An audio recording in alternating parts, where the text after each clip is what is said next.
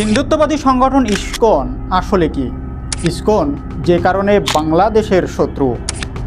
হিন্দুত্ববাদী সংগঠন ইসকনকে সন্ত্রাসী হিসাবে অভিহিত করায় দুই বাংলাদেশি শিক্ষার্থীকে নিষিদ্ধ করেছে ভারতের আলিগড় মুসলিম বিশ্ববিদ্যালয়। এছাড়া অপর একজনকে সতর্ক করেছে বিশ্ববিদ্যালয় প্রশাসন। তারা ভারতীয় নারীকে নিয়েও অশোভন মন্তব্য করেছে বলে অভিযোগ করেছে সেখানকার অন্যান্য শিক্ষার্থীরা। সংবাদ মাধ্যম ডেকান হেরাল্ড শুক্রবার এক প্রতিবেদনে এই তথ্য জানায়। গত মাসে হিন্দু ধর্ম পণ্ডিত চিন্ময় কৃষ্ণ দাসকে গ্রেপ্তার করে পুলিশ। এরপর বাংলাদেশে ইসকন নিয়ে ব্যাপক আলোচনা শুরু হয়। ওই সময় ওই শিক্ষার্থীরা সংগঠনটিকে নিয়েও পোস্ট দেন।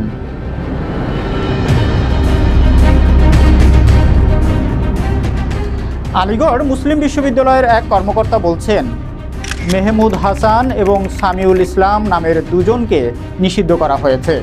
এর মধ্যে মেহমুদ বিশ্ববিদ্যালয়টির সাবেক শিক্ষার্থী, অপরদিকে সামিউল LLB-তে ভর্তি হয়েছিলেন। বর্তমানে তারা দুজনেই বাংলাদেশে আছেন। এই দুই শিক্ষার্থী এখানে আর ভর্তি হতে পারবেন না। আর মোহাম্মদ আরিফুর রহমান নামে অপর এক শিক্ষার্থী সেখানে অর্থাৎ BA অর্থনীতি নিয়ে অধ্যয়নরত এবং ভারতেই আছেন। তিনি এই কোর্সটি শেষ হওয়ার পর সেখানে আর লেখাপড়া করতে পারবেন না।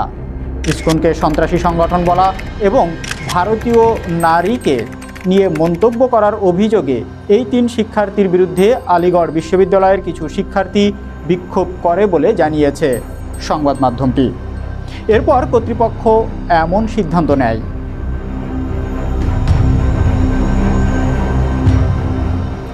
বাংলাদেশে হিন্দুসহ অন্যান্য সংখ্যালঘুদের উপর কথিত নির্যাতন নিয়ে গত কয়েকদিন ধরে ভারতে বাংলাদেশ বিদ্বেষ চলছে। বিষয়টি এমন পর্যায়ে পৌঁছেছে যে বাংলাভাষী ভারতীয়দের সেখানে হেনস্থা করা হচ্ছে রীতিমতো।